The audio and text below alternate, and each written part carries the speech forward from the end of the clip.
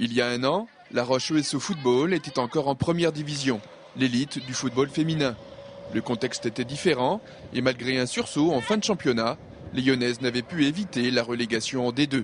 On est descendu sur le dernier match l'année dernière, donc c'est vrai qu'on était en train de petit à petit remonter et bon, la saison n'a pas été assez longue l'année dernière.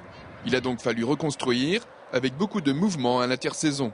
Le départ de joueuses cadres et le pari de la jeunesse pour le staff technique.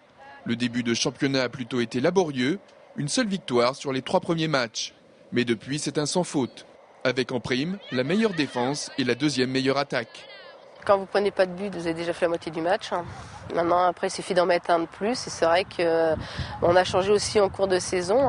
Claire Guillard qui jouait milieu depuis 2-3 ans chez nous. Mais là, on l'a fait monter d'un cran. Je l'ai fait monter d'un cran. Et c'est vrai qu'elle a marqué une dizaine de buts.